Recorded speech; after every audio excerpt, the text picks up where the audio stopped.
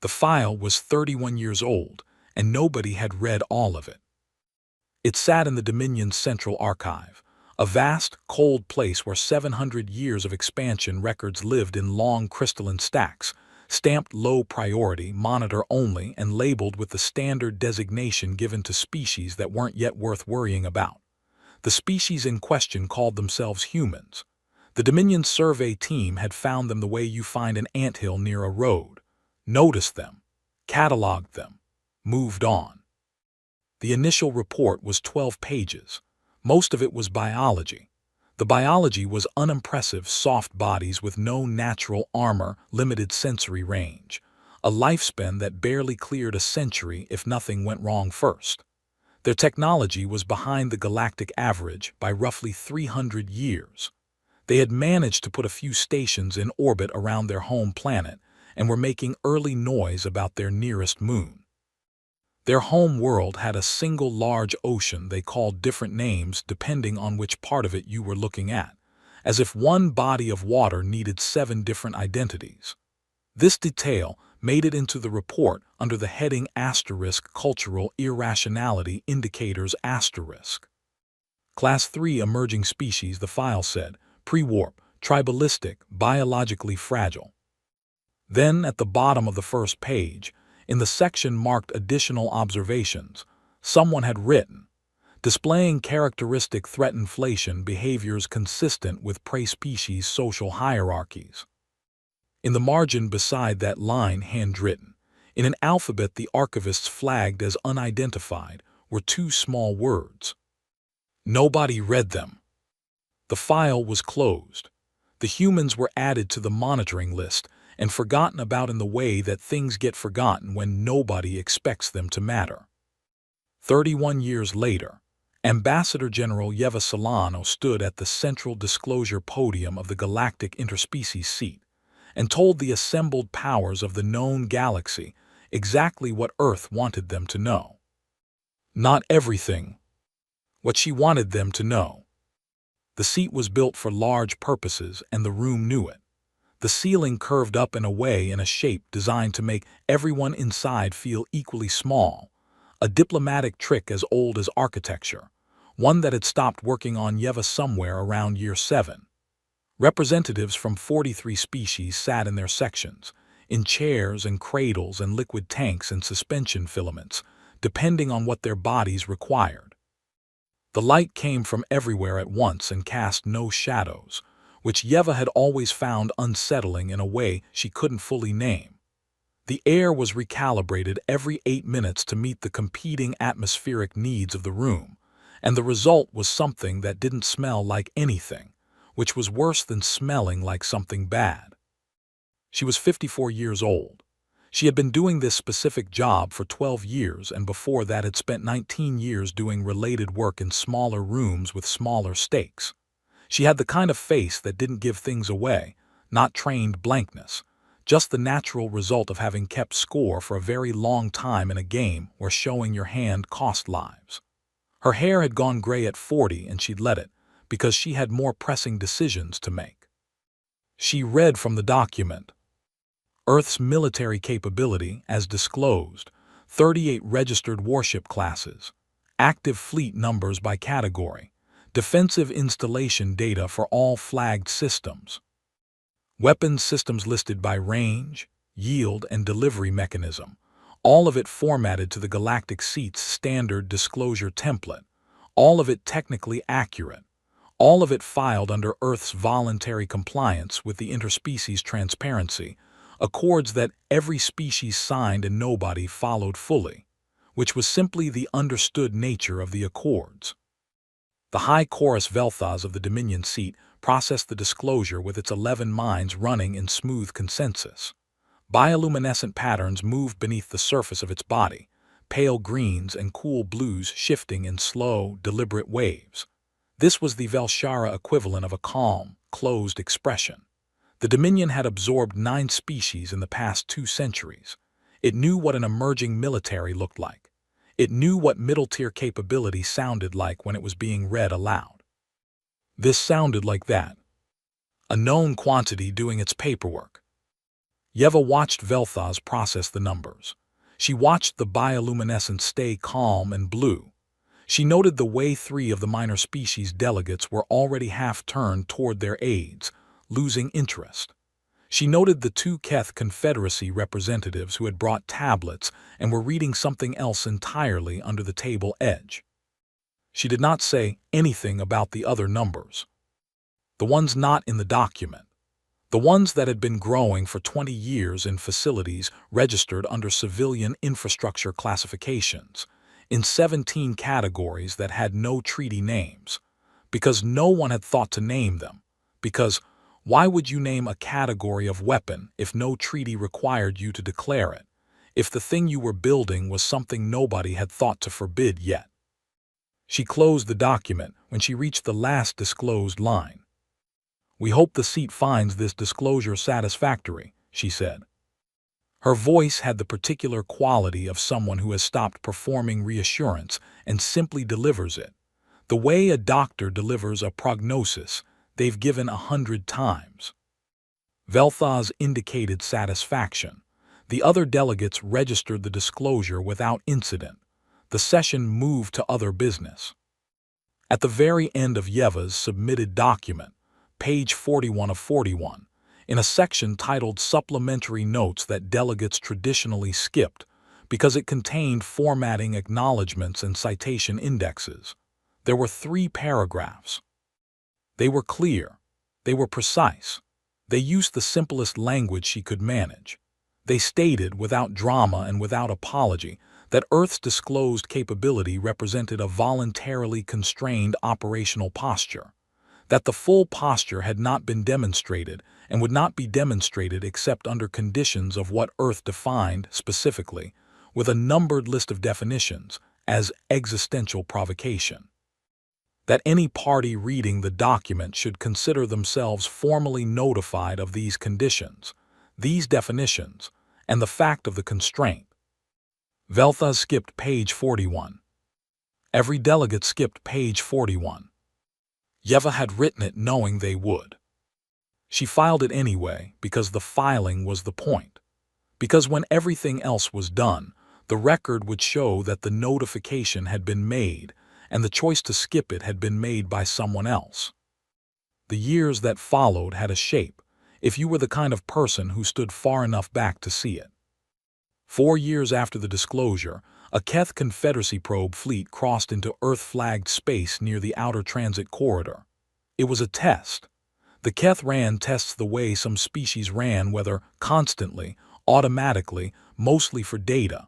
They wanted response time, fleet deployment speed, communication lag between Earth's outer stations and Central Command. Earth responded in 11 minutes. One ship came out of the transit lane and pulled alongside the probe fleet, 14 vessels, and held position. No weapons powered, no aggressive signal of any kind.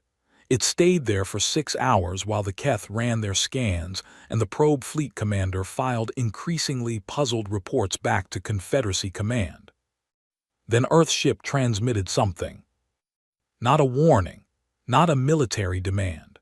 A letter, written by a 12-year-old named Siasia Toffa who lived in the outer colony system of Kepler-7 and who had won her school's competition for diplomatic writing 3 years in a row. The letter expressed Earth's sincere hope that the Keth Confederacy was well. It noted, in polite and careful language, that this region of space was under Earth's administrative designation and asked, with genuine courtesy, if there was anything the Keth fleet needed before continuing on its way. The probe fleet left. The Keth filed the incident as non-aggressive, limited capability response. They noted the deployment of a single ship and the transmission of a letter written by a child. They concluded, reasonably, that Earth's outer system reaction force was not a serious strategic concern. They were right about the letter. It had been sent because Yeva's predecessor believed, with the kind of conviction that doesn't explain itself, that the letter should always go first. They were wrong about almost everything else. What they didn't file, because they didn't know to look for it, was what had been sitting in the transit lane behind Earth's ship. In the shadow of a navigational dead zone, at the edge of the probe fleet's sensor range, 11 ships had been running dark on signatures that the Keth's equipment read as background radiation. They had been in position in 4 minutes. The other 7 minutes were travel time for the ship with the letter. The Keth never knew. They filed their report and moved on, and the gap in their knowledge stayed there, unfiled, unnoticed, growing in the dark.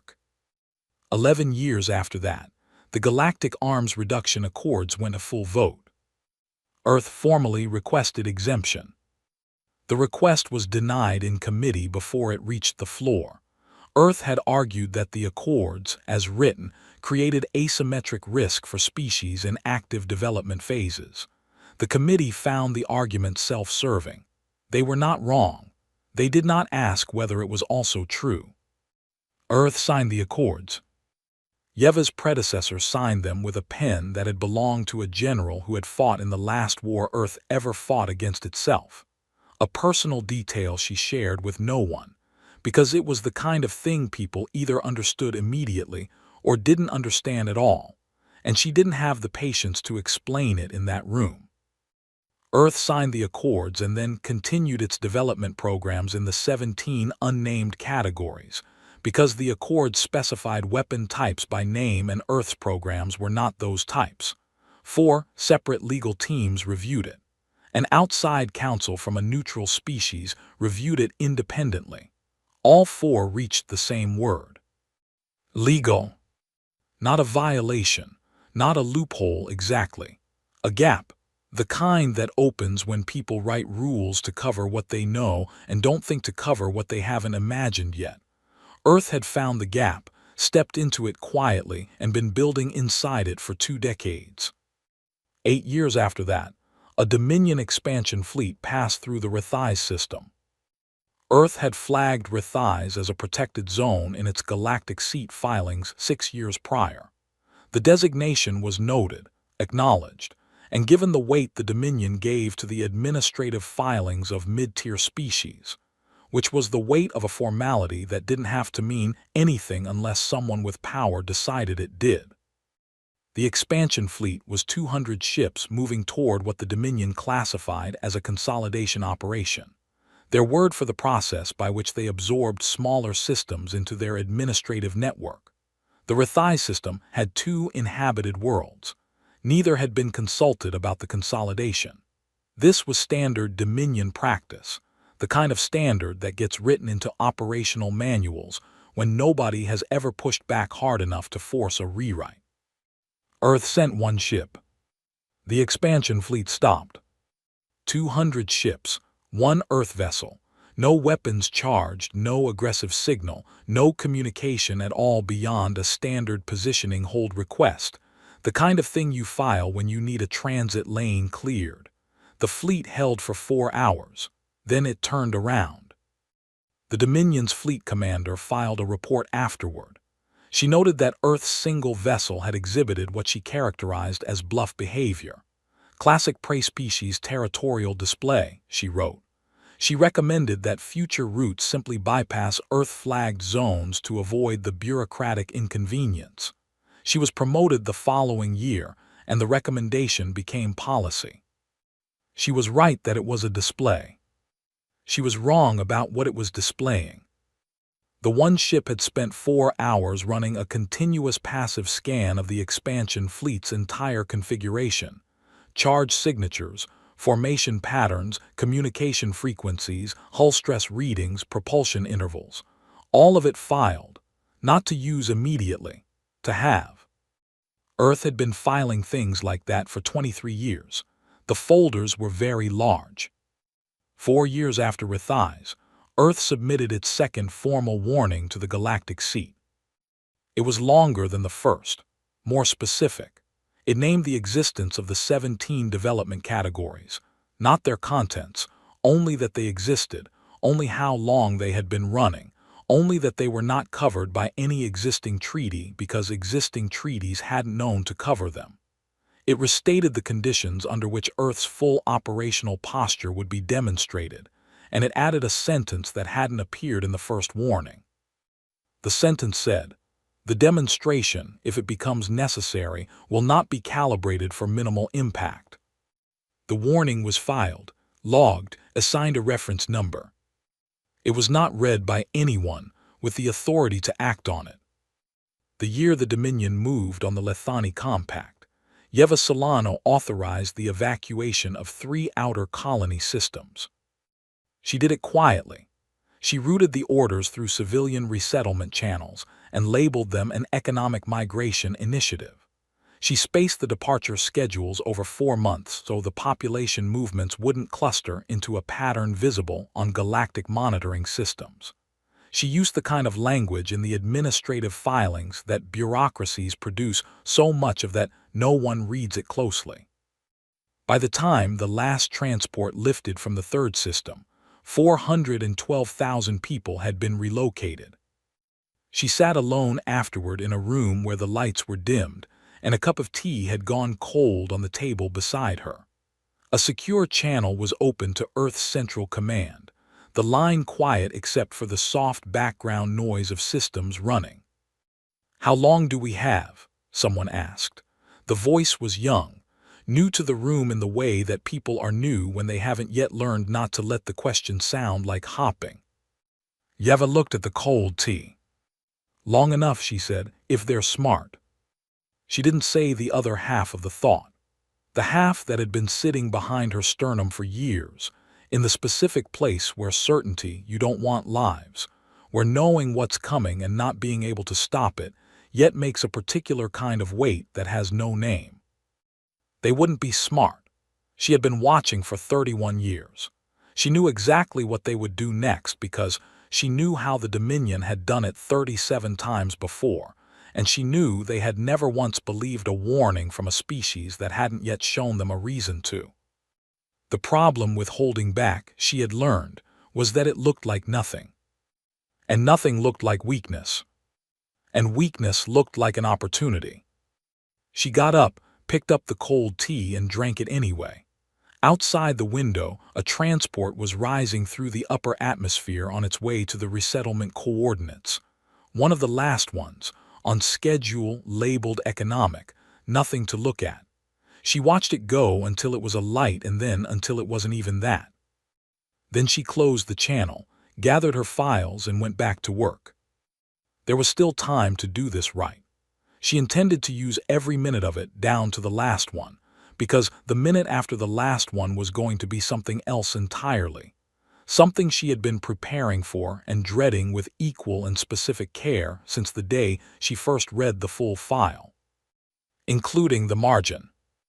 Including the 2 words in her own language that the archivists had never been able to identify, written there 31 years ago by the woman who had trained her, who had understood exactly what they were dealing with, and had passed the file forward, and trusted that whoever came next would know what to do with it.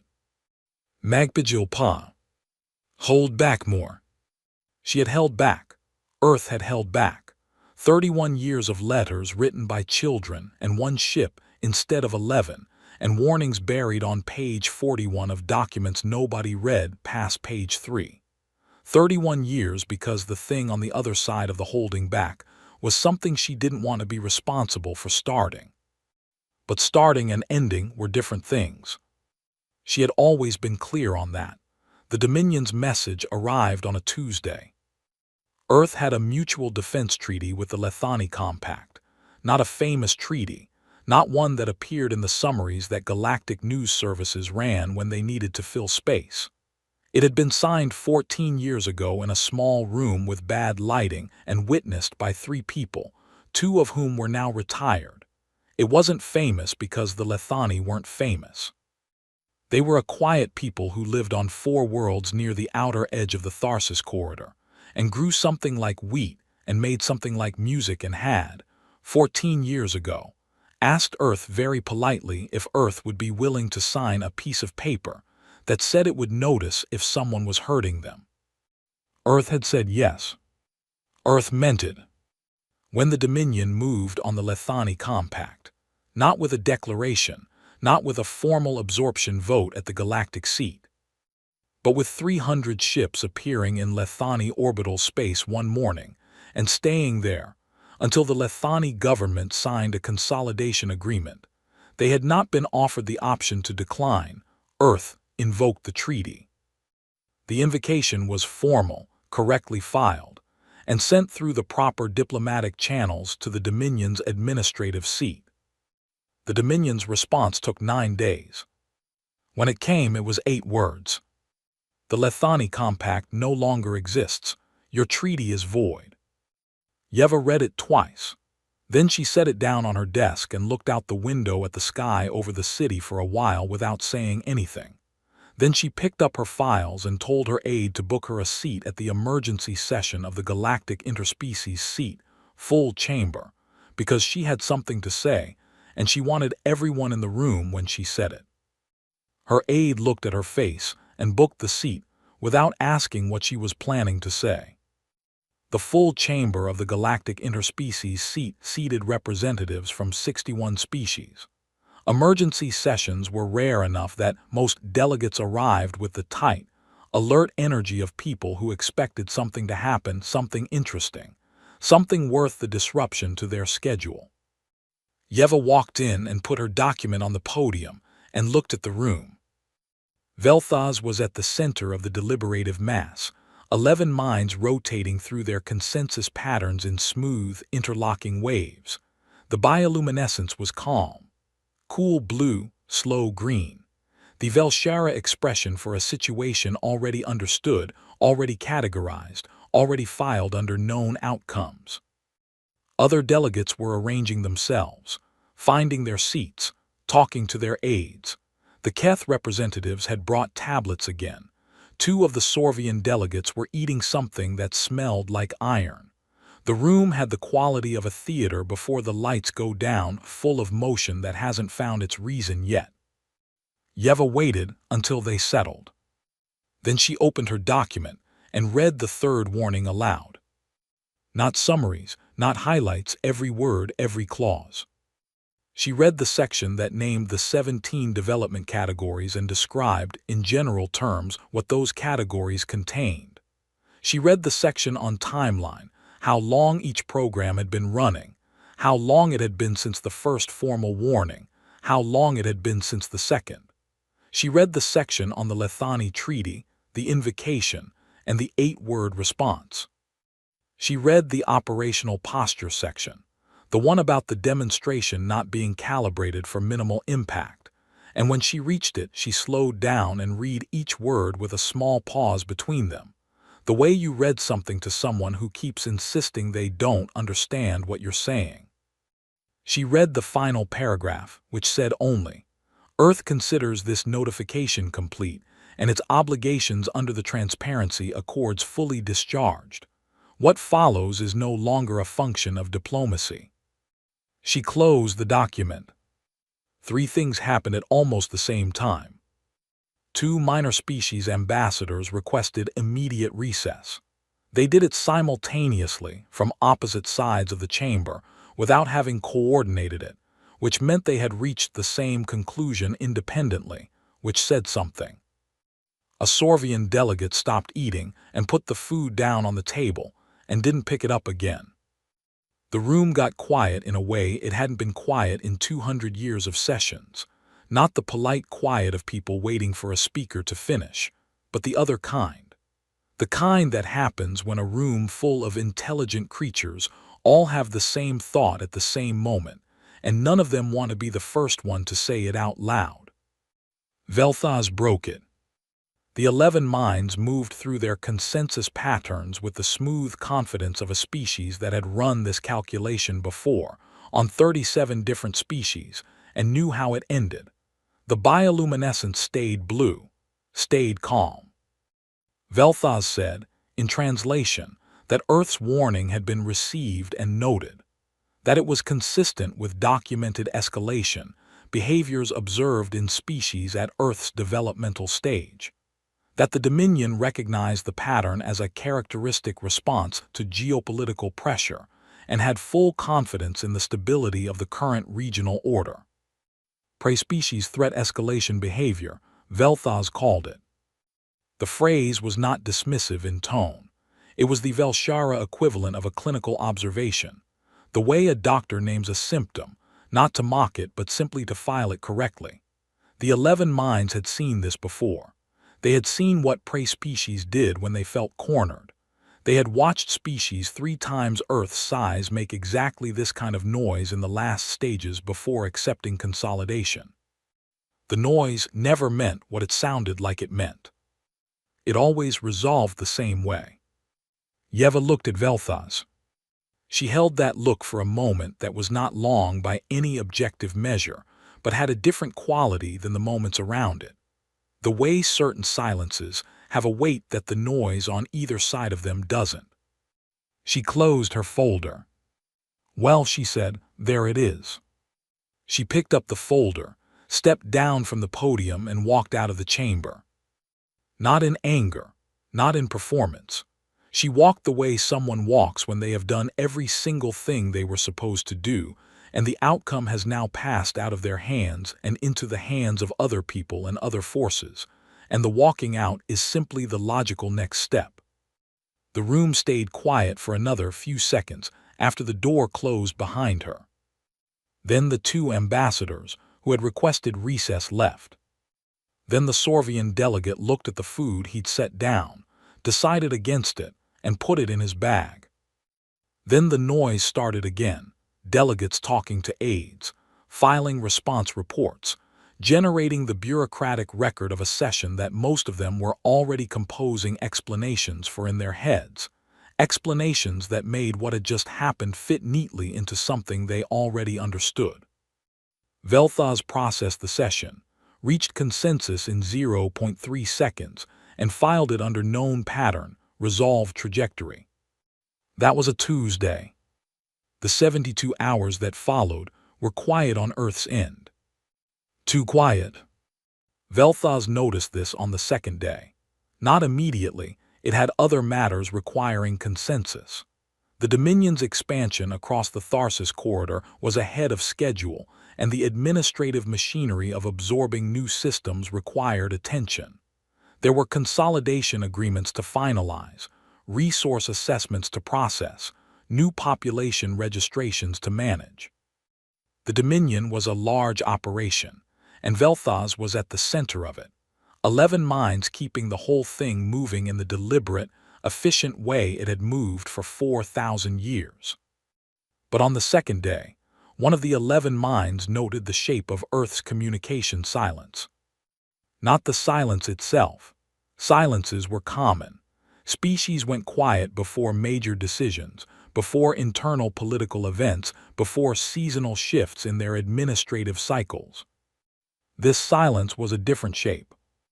Most silences had a texture, low-level communication traffic still running on secondary channels, administrative signals, routine position pings from flagged systems, the background noise that any active civilization generated just by existing. The texture of a political silence was different from the texture of a communications failure, which was different from the texture of deliberate operational quiet. Velthaz's monitoring systems were picking up the texture of deliberate operational quiet. Not on military channels, on every channel. The administrative traffic that should have been running between Earth's outer colonies was running, but thin, reduced. The kind of reduction that happened when a system was being carefully managed rather than simply operating. Someone was keeping Earth's signal profile looking normal without generating the normal volume of noise. The 11th mind filed this as a notation, not a concern, a notation. The other 10 minds were already moving toward the next item on the agenda. Velthaz reached consensus in 0.4 seconds. The notation was filed. The session continued. On the third day, intelligence arrived confirming that Earth had made no defensive fleet movements, no ships repositioned, no stations powered to elevated status, no changes to any registered military installation. This was the correct intelligence. It was accurate. Every data point was real.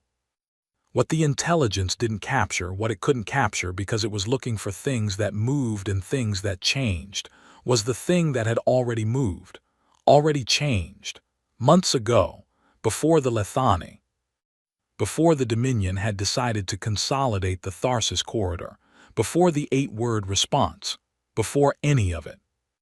The 412,000 people were already gone. The facilities with no treaty names had already been running for 20 years.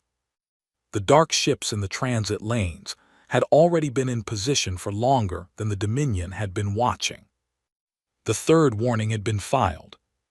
Everything that needed to be in place was in place.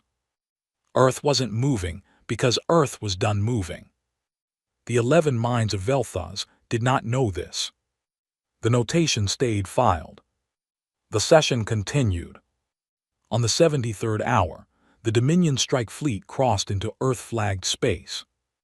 340 ships.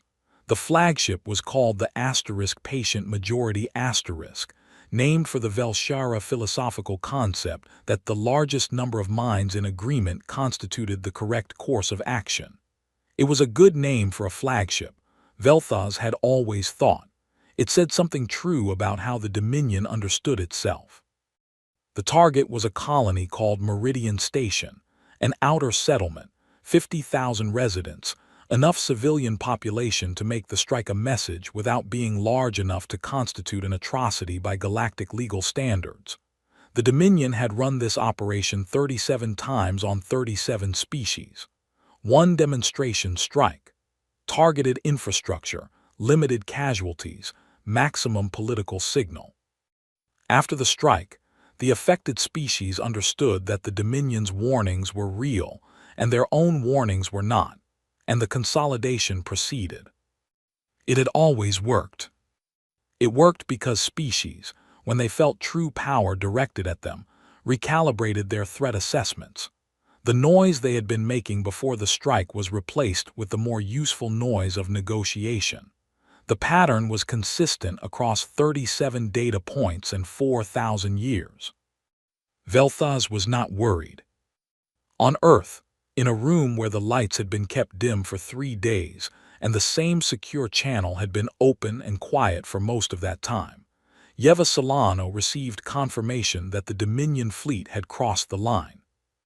She looked at the coordinates on the display. She looked at the time. She picked up a tablet and entered a 12-digit authorization code. The code had no name. It had a designation, a string of numbers and letters that referred to a specific operational file, but the file itself had a title in Old Filipino that translated loosely as a phrase that wasn't really a phrase, more of a breath. The kind of sound a person makes when they've been holding something very heavy for a very long time and they've finally decided to put it down. She entered the code. She confirmed it. Then she set the tablet on the table and sat back in her chair and looked at the ceiling, which had a water stain in the upper left corner that she had been looking at for 3 days without really seeing it. And now she saw it, and it looked exactly like what it was, a mark left by something that had happened a long time ago and hadn't been fixed because there were always more pressing things to attend to. How long? The young aide's voice said from somewhere behind her. 19 days, Yeva said, maybe less. A pause. Is that the aide started? Yes, Yeva said before the question could finish forming. It's enough. She didn't explain what it was enough for, because explaining it would have required describing things she had spent 31 years carefully not describing to people who didn't need to know yet. The time for that was over now. What came next would describe itself. Outside, the planet went about its business. Traffic moved. Lights came on in the windows of 1,000 buildings. Somewhere in Lagos, a woman was watching a transport rise through the upper atmosphere, not knowing it was the last civilian transport that would use that corridor for a while, not knowing anything was different about this particular evening, because that was precisely how it had been arranged. The strike fleet was still moving. The code was entered. 31 years of holding back was exactly 31 years long. Tonight it ended. The The drop pod smelled like recycled air, and someone else's fear, and Deo Okonkwo was absolutely, completely, categorically fine. He told himself this at regular intervals, the way you repeat something until the repetition itself becomes a kind of proof. He was fine. Sergeant Deo Okonkwo was fine. Sergeant Okonkwo had done this 38 times on 4 different deployments, and he was not, absolutely not, sitting in a drop pod with his grandmother's prayer beads wrapped around his left fist, so tight the beads were leaving marks in his palm. Except he was doing exactly that. The beads were old, brown wooden ones, worn smooth in the places his grandmother's fingers had worn them smooth before him, which meant they had the particular texture of something that had been held through hard things many times by people who needed something to hold. He hadn't used them for prayer since he was 12. He carried them on every deployment because his grandmother had given them to him the morning he shipped out the first time, pressing them into his hand without ceremony, and then immediately changing the subject, which was how she expressed almost everything important. He held them now and watched the red light on the pod ceiling, and listened to the sounds of 11 other soldiers breathing in the dark around him. "Brother," said Private Essie Asant from the seat to his right, "you are holding those beads like they owe you money." "I'm not holding anything," Deo said. "Sergeant Okonkwo is sitting in complete tactical composure. Sergeant Okonkwo is sweating through his collar. That's the recycled air. That's not what that is." Deo did not argue the point. He looked at the red light and thought about other things. He thought about the briefing, which had been short in ways that briefings were not usually short. His commanding officer, Lieutenant Colonel Adiz Mbeki, was not a short briefing kind of officer. She was the kind who drew diagrams, who used the full whiteboard, who had opinions about margins. This briefing had been 4 sentences. The fleet engages. You observe from the pod. When the green light comes on, you drop. Your job on the ground is to be a human being standing on a surface. Deo had waited for the 5th sentence, the one with the tactical objective, the target coordinates, the rules of engagement. There was no 5th sentence. "What does that mean?" he'd said.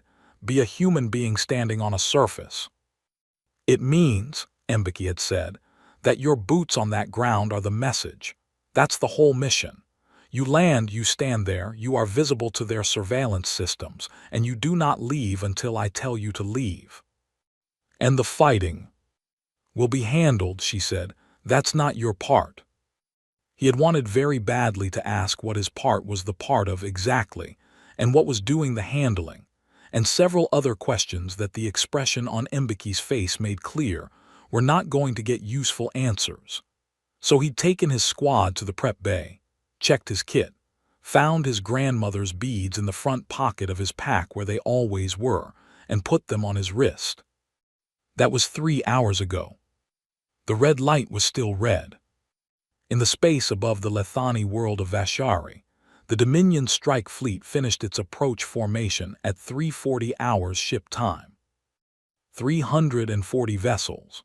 The asterisk patient majority at the center, flanked by 2 destroyer lines and a screen of fast intercept craft running the outer edge of the formation. It was a precise arrangement, developed over centuries of consolidation operations, tested against 37 different species' defensive configurations, and found effective against all of them. The Dominion's tactical systems ran final threat assessment on Earth's registered defensive assets in the region. 38 warship classes, numbers as disclosed. The assessment took 11 seconds. Low threat, manageable engagement, proceed. Earth's ships came out of the transit lane at 3:41. They looked exactly like the assessment said they would. Correct hull types, registered configurations, numbers consistent with what Earth had disclosed at the galactic seat.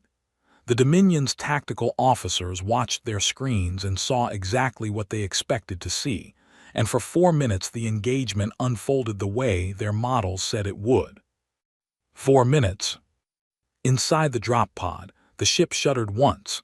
A long, slow vibration that moved through the hull like something very large had changed speed very deliberately.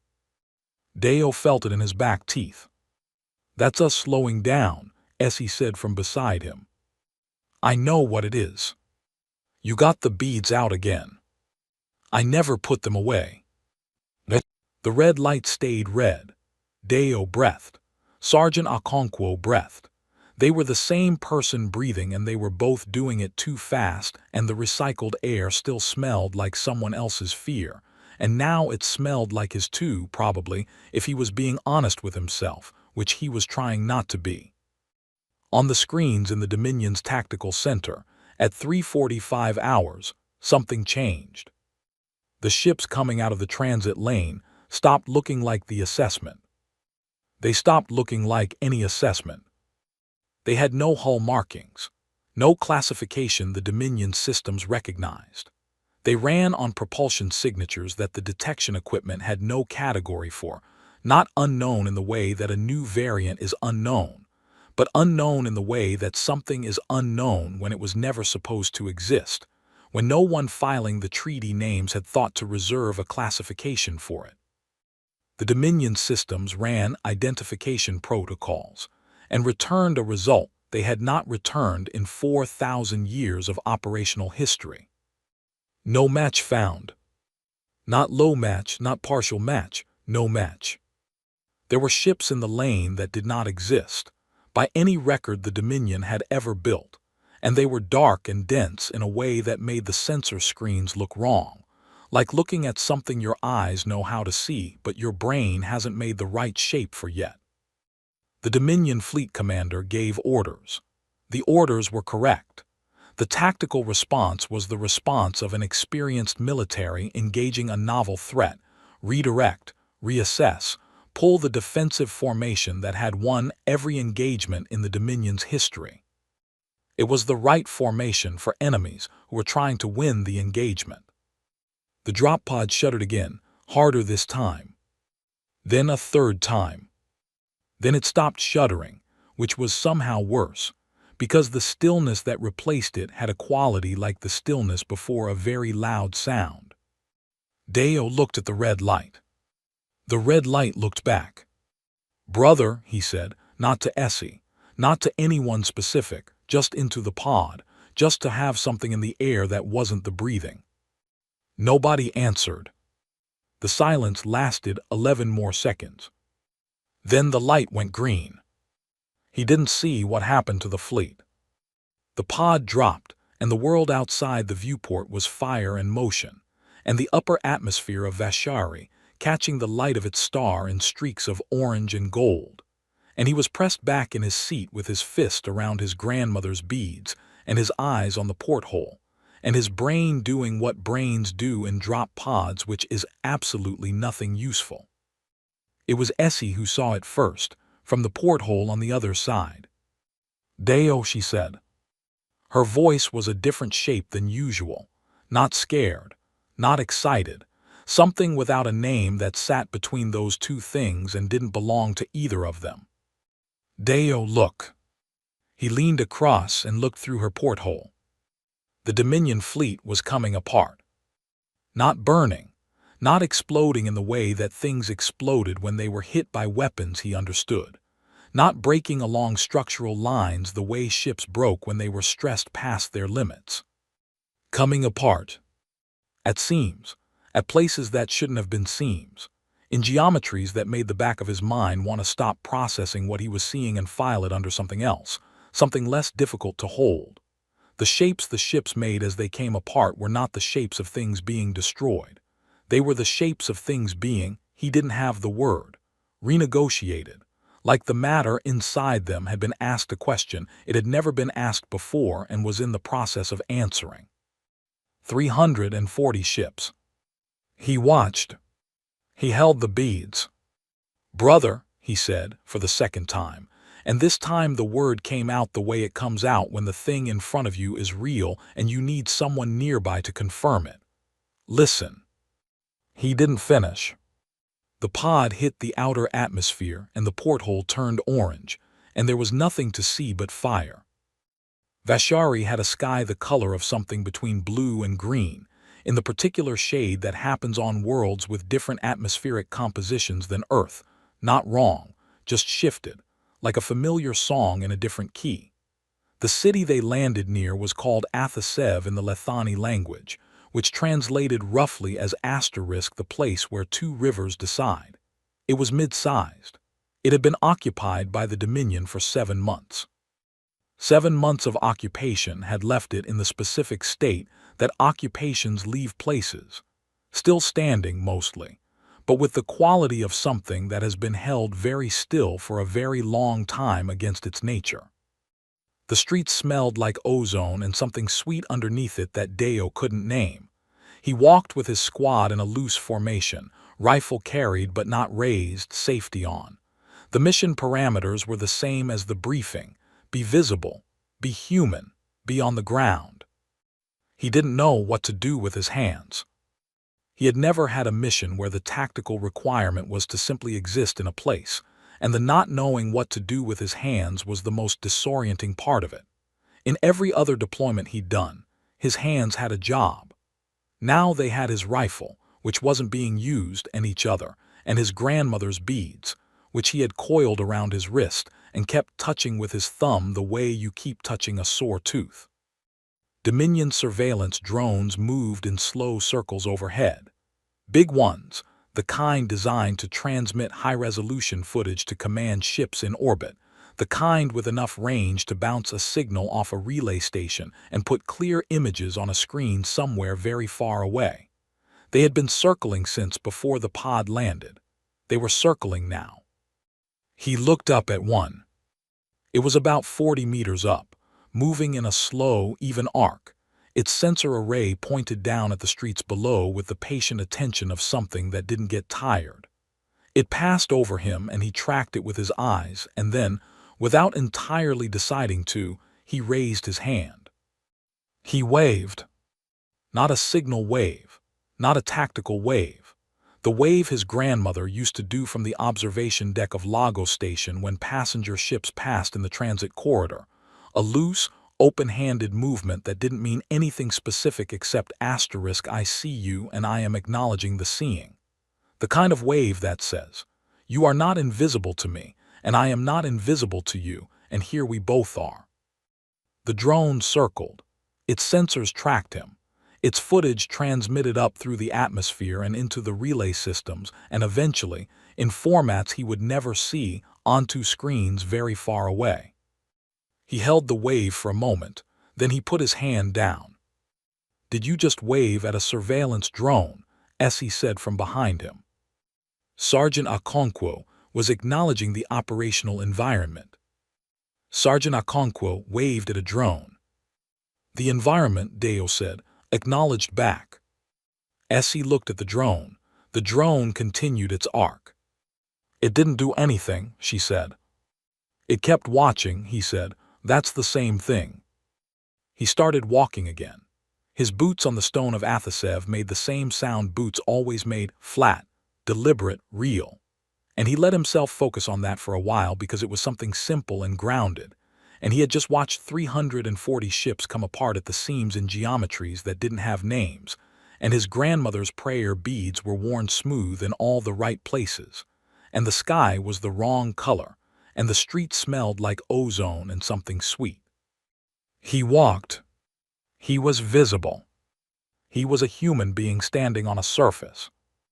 Whatever that meant, he was doing it, and somewhere in orbit the footage was transmitting, and somewhere further away than orbit, it would eventually reach a set of 11 minds that had spent 4,000 years watching species make noise before they went quiet. And those minds would look at the footage of a soldier in a street waving at a drone, and they would try to file it under something they already understood. Deo didn't know this, he was just walking. The city was very quiet around him. The occupation had made it quiet in a way he felt in his chest, the particular quiet of a place that has been holding its breath for 7 months and doesn't know yet that it's allowed to stop. At the end of the block, a Lethani child appeared in a doorway, small, 5 or 6 maybe, with the large compound eyes that the Lethani had and the very still way they held themselves when they were uncertain. The child looked at Deo. Deo looked back. He raised his hand. He waved. The child stared at him for a long moment with the enormous, still eyes. Then, very slowly, with the careful deliberateness of someone trying a thing they hadn't done before, the child raised one of its 4 hands and waved back. Deo felt something happen in the region of his sternum that he was going to decline to name or discuss, ever, including with himself, because he had a professional reputation to maintain, and because it was the kind of thing that hit you when you were already stretched thin and already holding prayer beads that weren't yours originally, and already processing a sky that was the wrong color, and 340 ships coming apart in ways that didn't have categories. He kept walking. His boots made their sound on the stone. Behind him in the relay, the footage kept transmitting.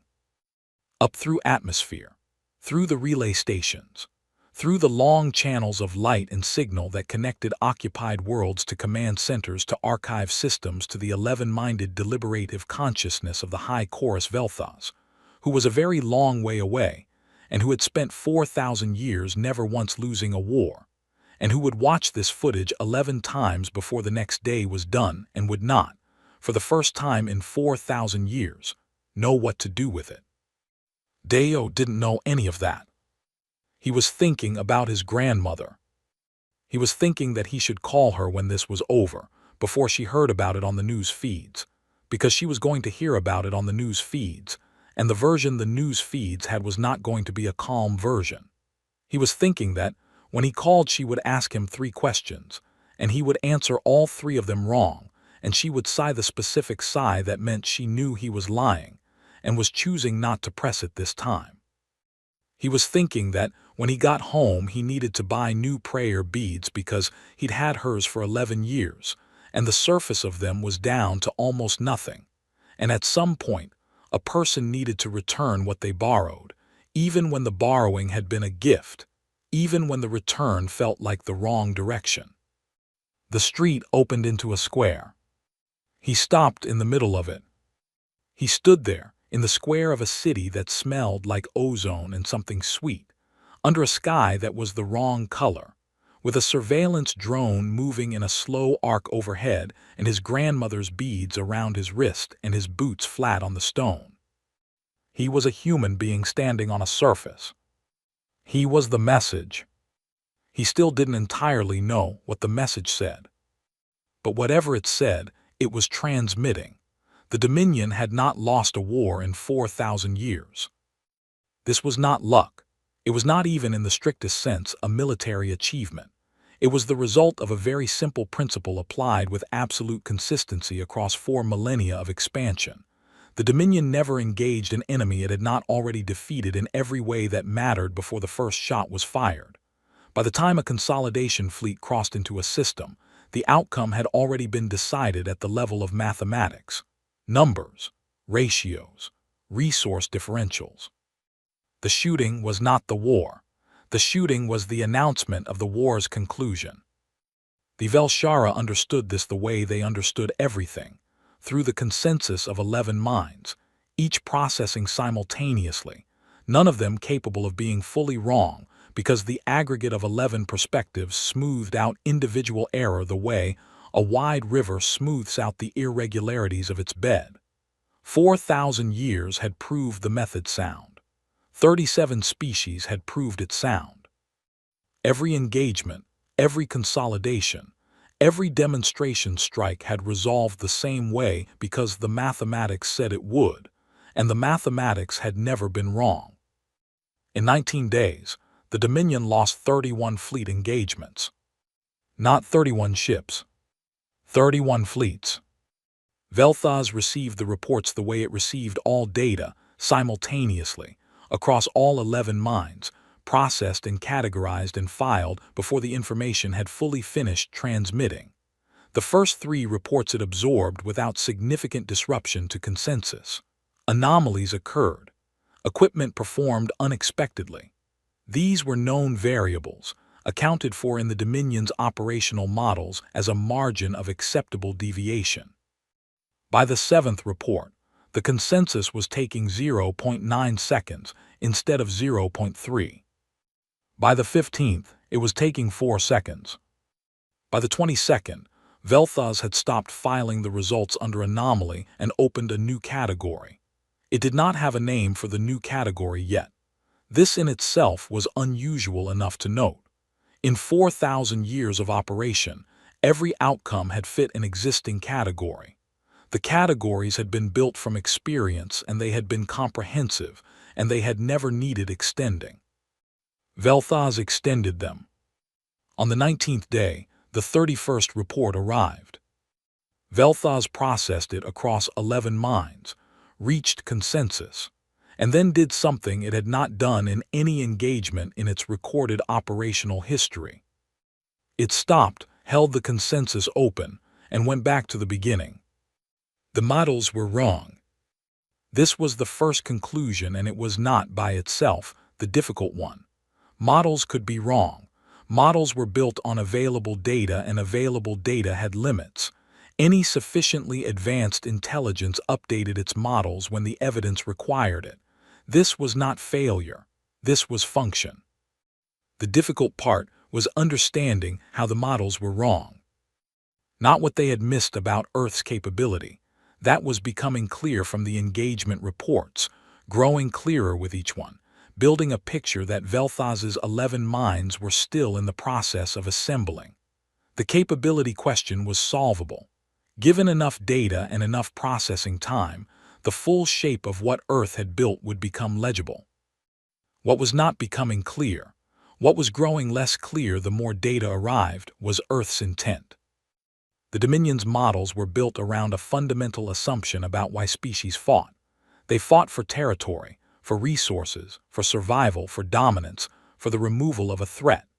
Every species in the Dominion's 4,000 years of expansion had fought for one or more of these things, and once you understood which one a species was fighting for, you understood what would satisfy them. You understood the terms that would end the fighting. You understood the shape of the resolution. Earth was not fighting for any of these things.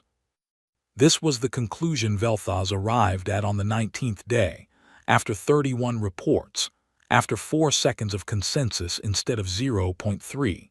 And it was the most disorienting conclusion its 11 minds had ever reached, because it had no category, no precedent, no historical parallel in 4,000 years of records. Earth wasn't trying to win the engagement. Earth had already won the engagement. Earth was doing something else entirely. 3 intelligence files. Vel'Thuz reviewed them in sequence, because sequence was the only way to process things that did not resolve into clean parallel categories. The first had been intercepted from Earth's command network on the opening day of engagement. A transmission between the fleet commander and her tactical officers, 15 minutes before the second layer of Earth's assets became visible. The transmission had been encrypted, but Dominion intelligence had broken Earth's encryption standard in the 3rd year of monitoring, which they considered a significant intelligence achievement and had never shared, because there was no reason to share it with a species that wasn't worth worrying about. The transmission translated, "Don't take the ships. We want them to see the ships. We want them to be able to tell someone what they saw, keep them intact enough to transmit." Vel'Thuz processed this 11 times. Each time, the same result. Earth's fleet commander, in the first minutes of an engagement in which her military had deployed capabilities no other species knew existed, had given orders not to destroy the enemy fleet. To witness it. She wanted witnesses. The Dominion's model for combat had no category for an enemy that wanted you to survive long enough to report what you had seen. No category for a military whose primary objective in opening engagement was the production of testimony. The model assumed you won and then told the story yourself. It did not account for a species that wanted the other side to tell the story, in their own words, from the experience of having been present. Vel'Thuz held this conclusion in consensus for 7 seconds. Then it opened the second file. The second file was the evacuation order. Vel'Thuz had known about the evacuations, the intelligence had flagged them, had categorized them as economic migration, had filed them and moved on. What the intelligence had not done was correlate the dates. The evacuation of Earth's outer colonies had been authorized 6 months before the Dominion moved on the Lethani Compact. Not 6 months before the engagement began. 6 months before the Dominion made any decision to move on the Lethani, before the internal vote that approved the consolidation, before the operational planning began, before any of the meetings in which the Dominion had decided privately that the Tharsis corridor was the next target. Earth had begun evacuating its civilians before the Dominion knew it was going to do the thing that would start the war.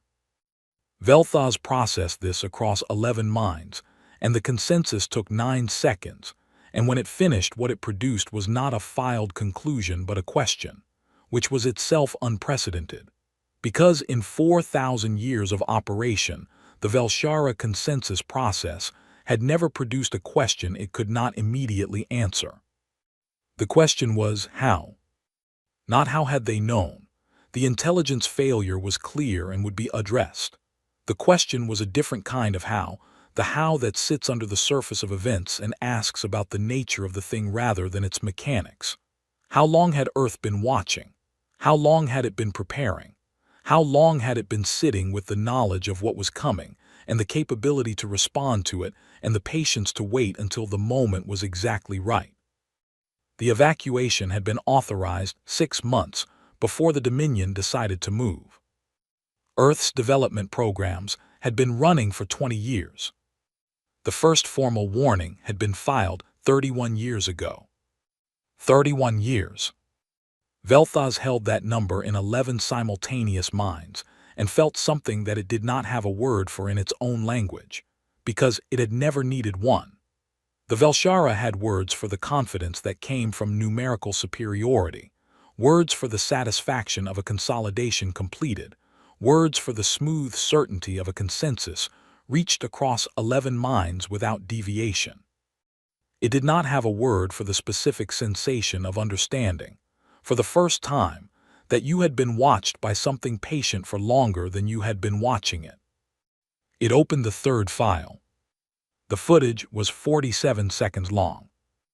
A ground-level view from a surveillance drone in low orbit over Athasev, Vashari's third-largest city.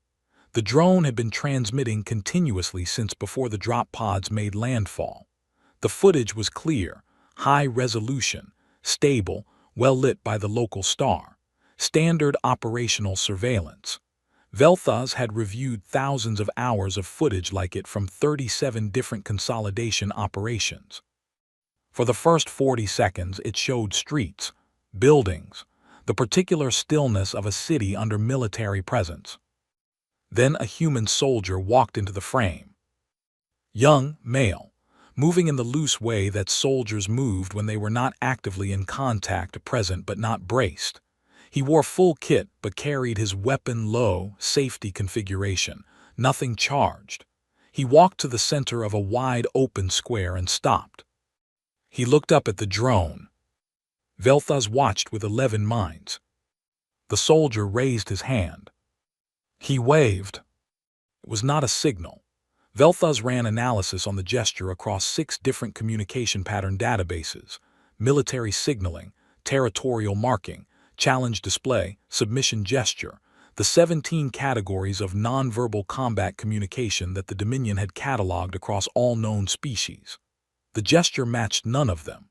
It was an open hand, raised and moved in a slow arc, directed at the drone with no tactical purpose that any of Vel'Thuz's 11 minds could identify. It was, the analysis determined, an acknowledgement. The soldier was acknowledging that the drone was there, that the drone was watching, that the soldier knew he was being watched and was not accepting it, not ignoring it, not performing for it, simply nodding it. The way you note the presence of another creature because the creature is there and present, and ignoring it would be the stranger choice. The soldier who had just stood in a city his species had liberated in 19 days from a fleet the Dominion had spent 4,000 years believing was unbeatable. This soldier looked up at a surveillance camera and waved hello. Vel'Thuz watched the footage 11 times. On the 11th viewing, the 11th mind did something no Velshara mind had done in any recorded moment of their history. It stopped. Not the consensus, not the process. The mind itself stopped in the middle of the viewing in the frame where the soldier's hand was raised, and it sat there in the lattice of the other 10 minds like a note held past its resolution, present, connected but separate, not agreeing, not disagreeing, simply stopped. The other 10 minds waited. The consensus tried to form. Could not. The 11th mind had found something. Not in the footage, in the archive. In the long, cold crystalline stacks where 700 years of expansion records lived, where a 31-year-old file sat stamped low priority, monitor only, where the initial contact report on a Class 3 emerging species lived in the section for things that weren't yet worth worrying about. The 11th mind had found the margin note. The 2 handwritten words in an alphabet the archivists had flagged as unidentified and never investigated, because there was no reason to investigate the margin annotations of a first contact report for a species that ranked below threshold. No reason until now. The 11th mind had run the alphabet against a database that the other 10 had not thought to check, not military intelligence, not galactic diplomatic records, but a linguistic archive compiled by a small research institute that cataloged dying and minority languages from species across the known systems. The archive was 312 years old. It had been compiled by a Velshara academic, whose particular interest was in what languages could tell you about the species that spoke them. The alphabet was in the archive. The language was called Tagalog. It was spoken on Earth, specifically in a region called the Philippines, on the planet's primary ocean continent. The archive listed it as a living language with approximately 90 million speakers, regional and co-official status, historical significance, and several notes about its grammatical structure and its tendency toward words that compressed complex states into single, precise expressions. The margin note said, Magbijil pa. The translation, hold back more. The 11th mind held this in its separated stillness in the lattice. The other 10 minds waited. The translation was simple. The words were simple, but the 11th mind was sitting with the weight of them, specifically with the date on the first contact file, which was 31 years ago, and the handwriting in the margin, which was small and careful and clearly internal, the kind of notation you made for yourself or for whoever came after you, not for the people you were writing about. Someone had stood on Earth 31 years ago, before the Dominion had made contact, before there was any formal relationship between the 2 civilizations, before any of the warnings had been filed or any development programs had been running. Someone had stood there with knowledge of what was watching from the sky and had written a reminder in the margin of a file. Hold back more. Not a threat, not a declaration, a reminder, the kind of thing you wrote when you were talking to yourself, when you were maintaining a discipline that required active maintenance because the natural impulse was different. Hold back more.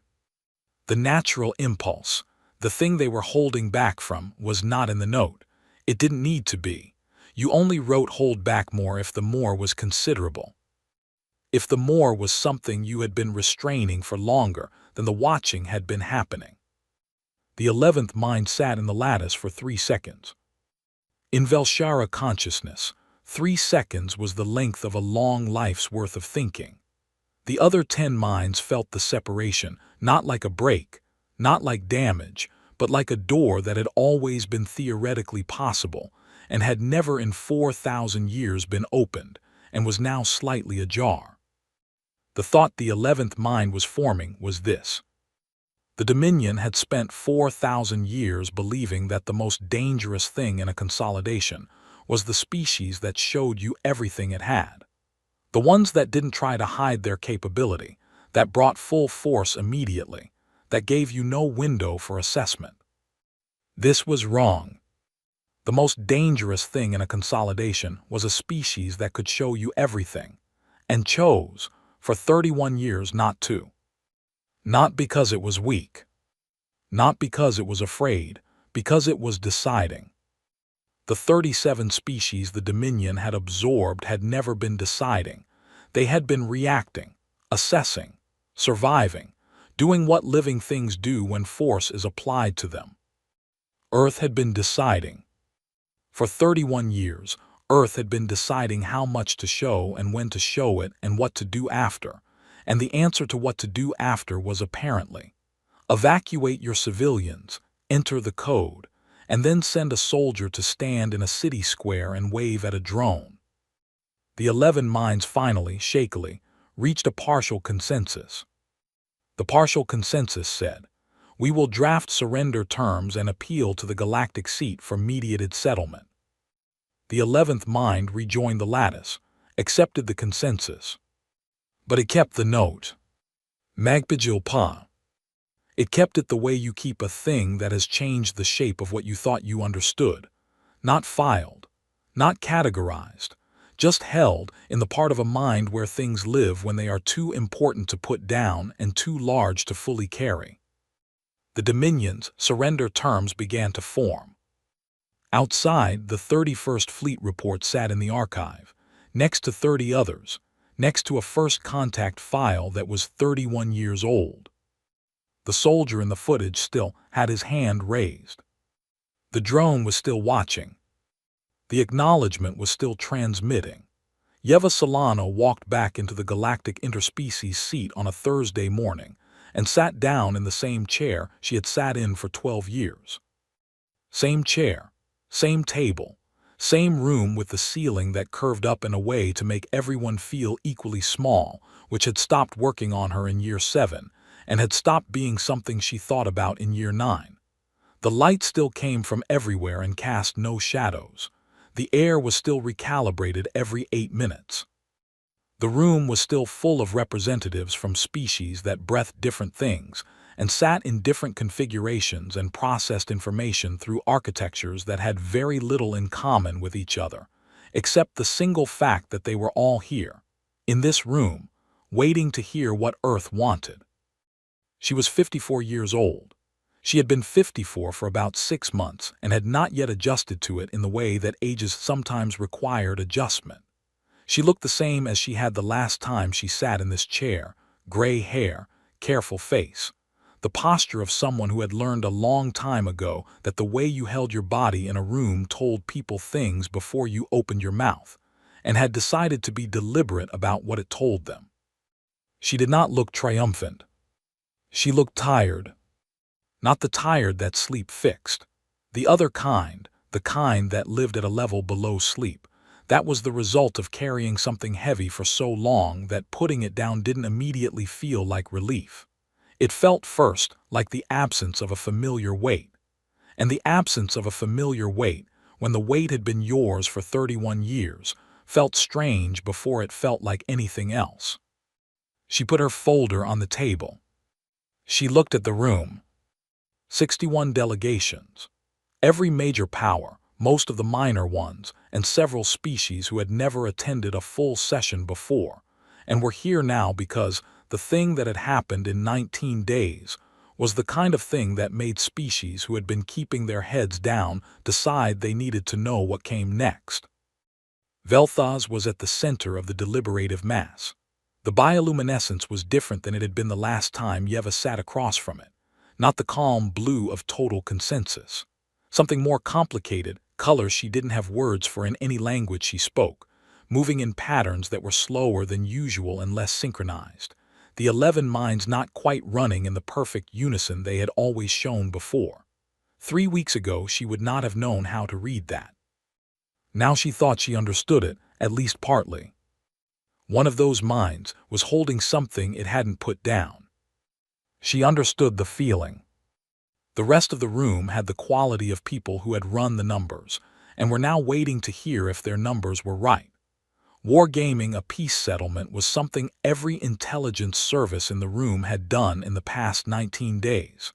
They had looked at what Earth had demonstrated, and they had asked what a species with that kind of capability would want from a position of total victory. The answers had been consistent across most of the assessments. Territory, the Tharsis corridor and surrounding systems likely, resource concessions, mineral rights, transit fees, priority lane access, mandatory defense treaties rewritten in Earth's favor, permanent military presence in key systems as a deterrent against future challenges, tribute payments calibrated to the scale of the engagement.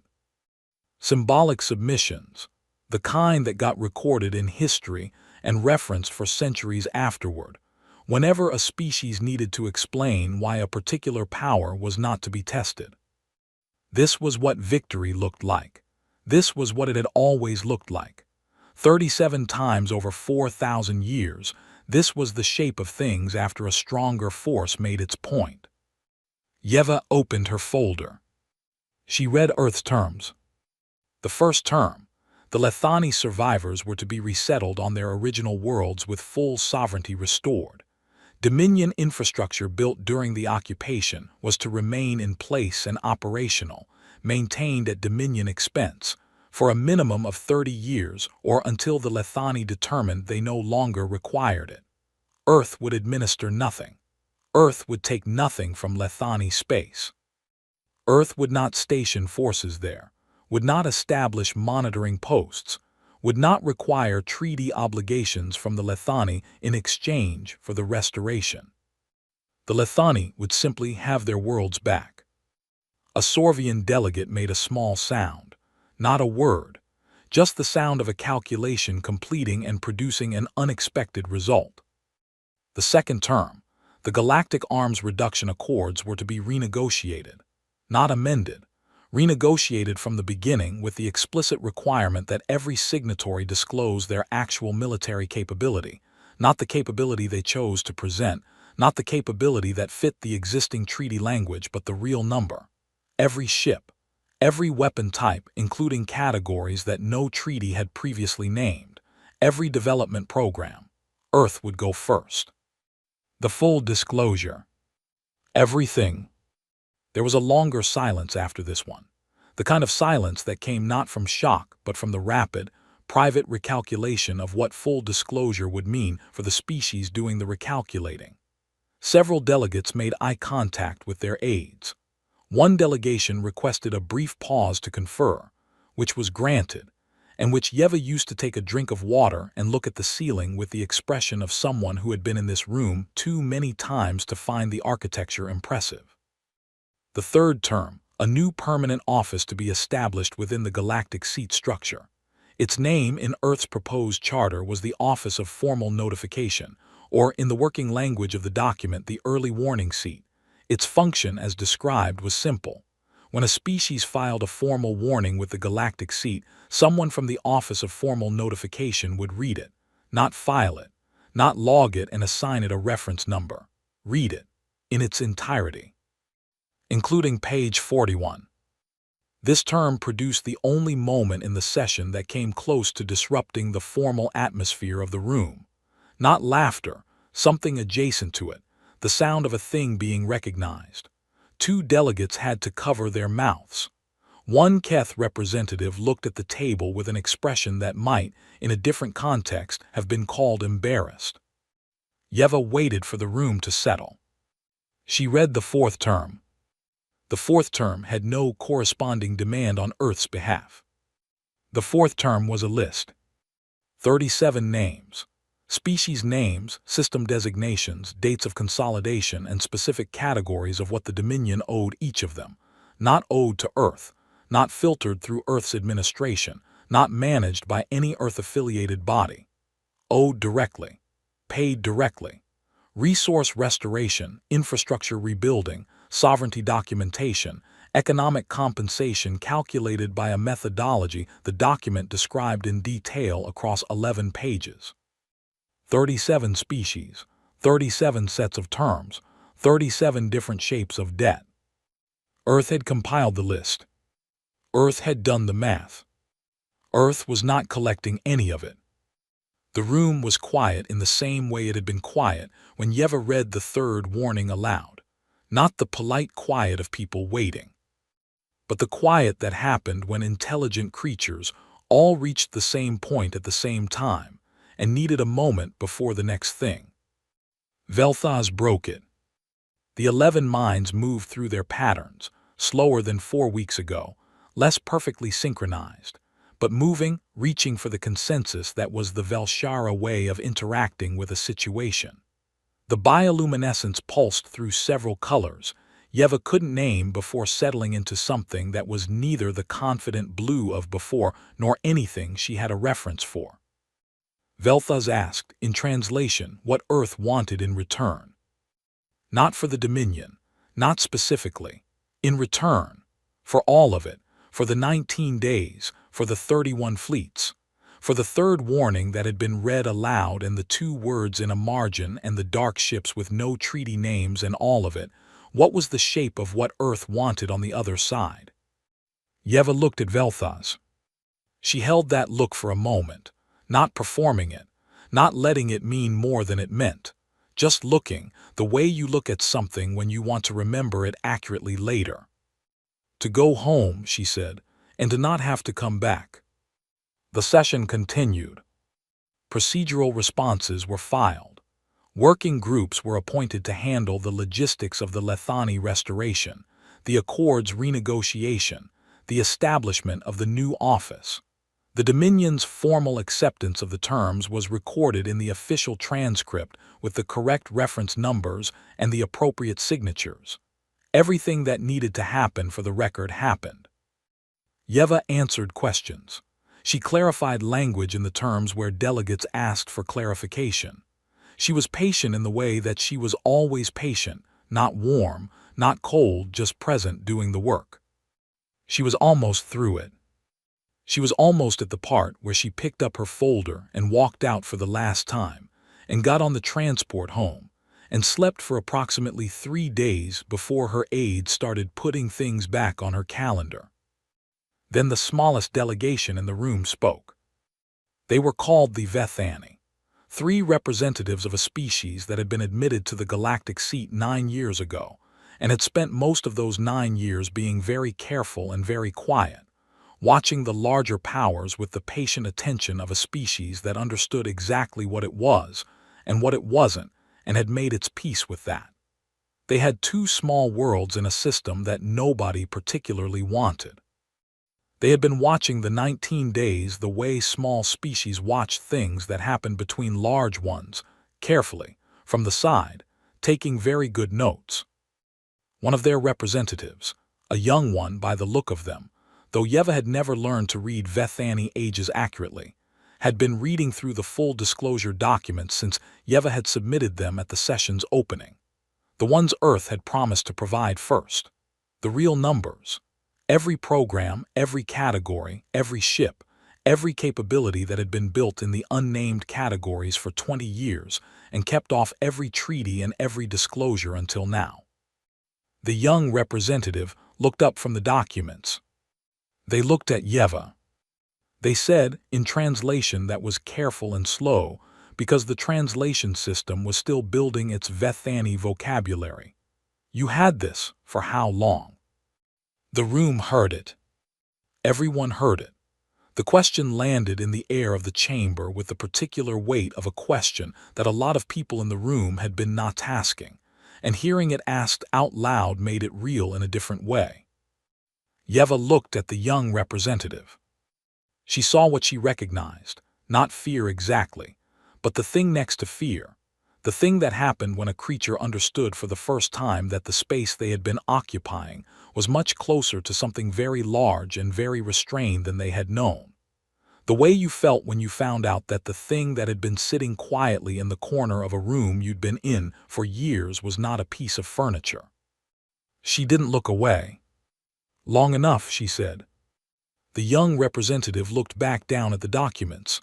Back up. Why didn't you? Because we didn't want to, Yeva said.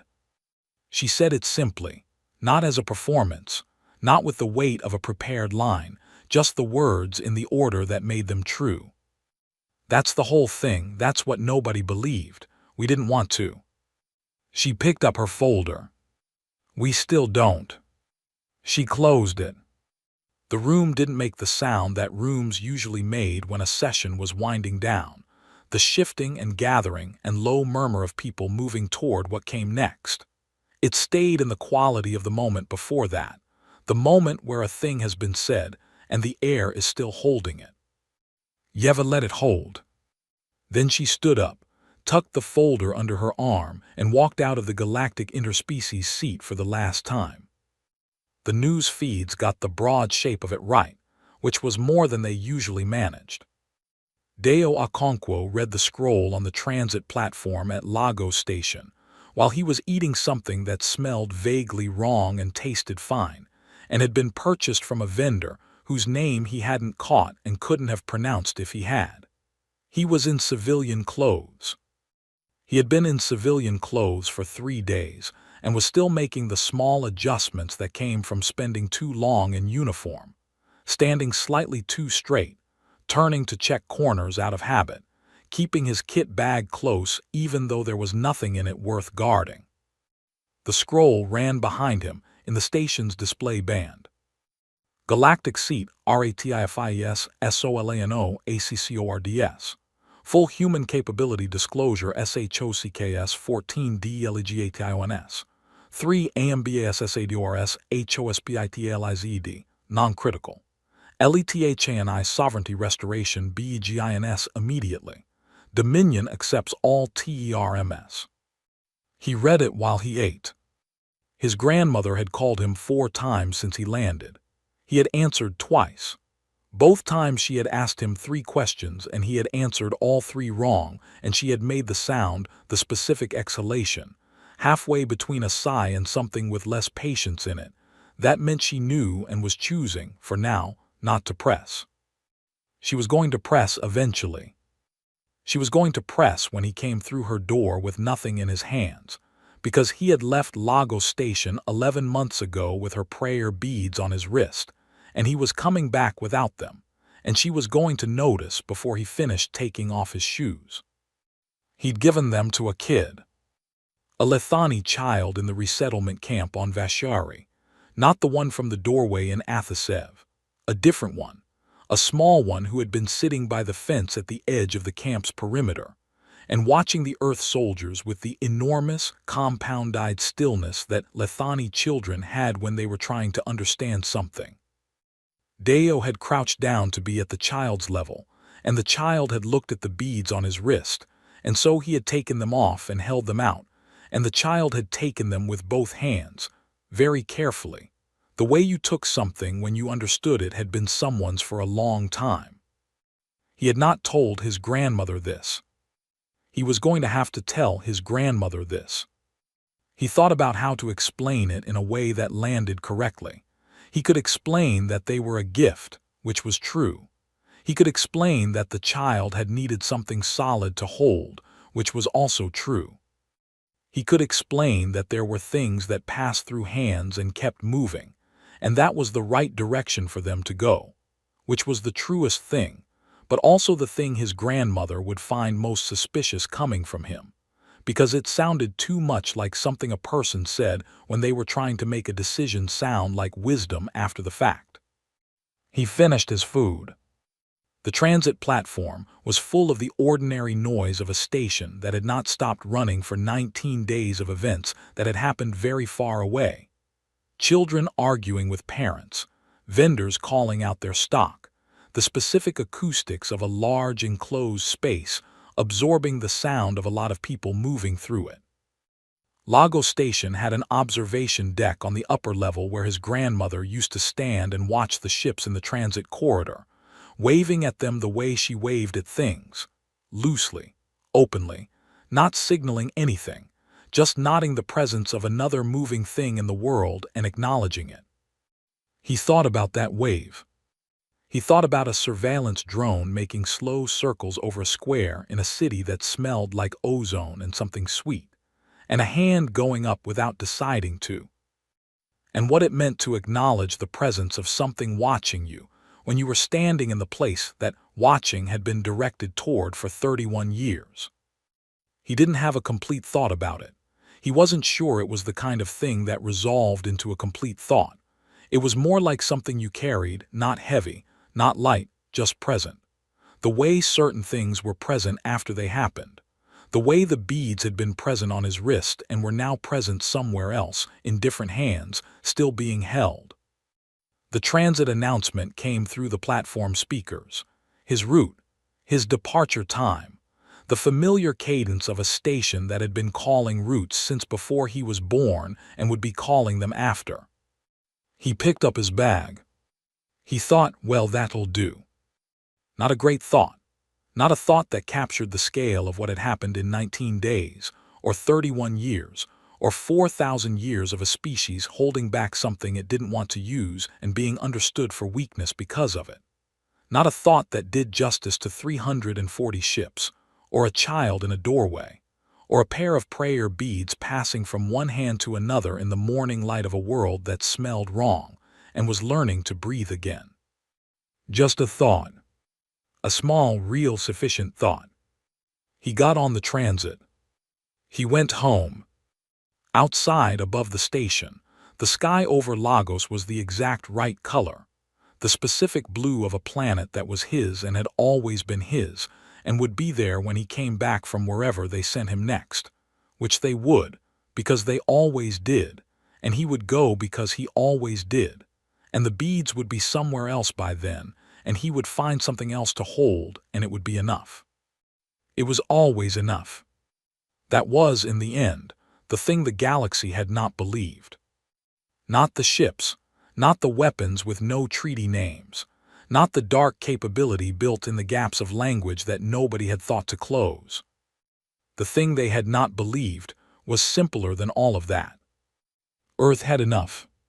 Had always had enough. Had never needed more. Had held back for 31 years not because it was afraid of losing, but because it understood, at a level deep enough to put in the margin of a file and pass forward and trust the next person to carry, that having the power to take something and choosing not to was the only kind of strength that meant anything. Magpijil Pa. The transit moved. The city fell behind. The sky stayed exactly the right color all the way home.